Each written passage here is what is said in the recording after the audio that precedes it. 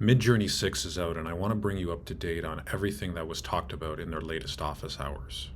But stay until the end and I'll show you how to get access to Midjourney version 6. So what's new? The first is higher image resolution. Midjourney V6 will offer higher resolution images, providing better visual quality and detail in generated content. So here is a post on X, and credit goes to Heather Cooper, and she's showing you the difference between version 5.2 and version 6. So on the left-hand side, you're going to see version 5.2, and on the right-hand side, you're going to see version 6. So you can see with the first example, you have a snowy village. It looks good, but as I go to the next shot, you can see there's much more detail in the snowy village. Midjourney is able to pack in a lot more density, and it looks a lot more lifelike. Here's what looks like a sunset that could be over the coast of California, for example. And now here's the version 6 image. As you can see, really more lifelike, a lot more detail. The clouds look a lot more lifelike, and even the trees with some of the leaves here that have fallen, you can tell there's a lot more detail in it. It looks very rich compared to the first image. Here's one more example. So we have a hiker who looks like they're standing either on a mountaintop or some kind of summit, and you have a behind the shoulder image and they're looking out into the distance. Here's the version 6 image. So again, highly detailed, very rich colors, and just some of the lighting over the horizon here over the person's shoulder, very detailed. You don't see much blurring, and overall looks like a great image. The second improvement is improved natural language. What this means is it equates to enhanced prompting.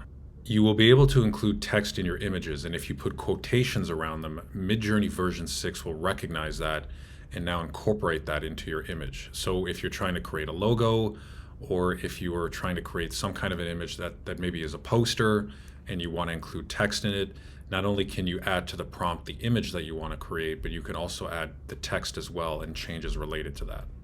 Along with enhanced prompting is better hand generation. It's really one of the most significant improvements in Midjourney version 6. The hand creation was very good in the previous version, but I'm going to show you an example of how good it looks even when close up. So here's an example from X from Curry Amber. You can see here the prompt is an architect designing a very sustainable tiny model building, and it's using a sketch-like minimal style, but you can see the intricacy of the fingers here, and the still image shows the fingers really in the proper form and in proper motion, just like they would be holding this miniature, or they would be working with the tool that they have in their hand. Here's another one here, and then a final one with a close-up. So really improved lifelike hand images, no distortion at all. It's really improved in providing some competition to other image prompt creators like dall-e 3. The other thing that's supposed to be coming is 3D animation. You'll soon be able to render 3D models within Midjourney and make changes to them and update them, which will allow you to make more immersive and engaging content. Now I want to show you how to access Midjourney. You will need a Midjourney account, and Midjourney right now does not offer a free version. There is a paid version in order to get access. And you also need a Discord account. A Discord account is completely free, but Midjourney right now is operating within Discord, and they're going to continue to do that until they have a website of their own. And they did talk about in their office hours how for a select number of users, they're going to be previewing them an alpha version of the website, which will most likely be coming in the not too distant future.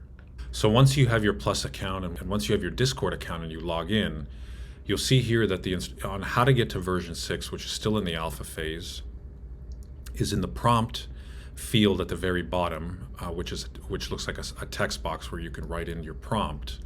You want to hit the slash button and then settings, and what will happen is a drop down will come down, and you can select version 6, and then you can continue on from there, and you're operating totally in version 6. The other way to do it is if you're not selecting it this way and you're writing in your prompt, you can then type in afterwards --V6, and Midjourney will know to utilize the version 6 model in order to now start generating your images. That's it for the video. Thank you for watching, and I'll see you in the next one.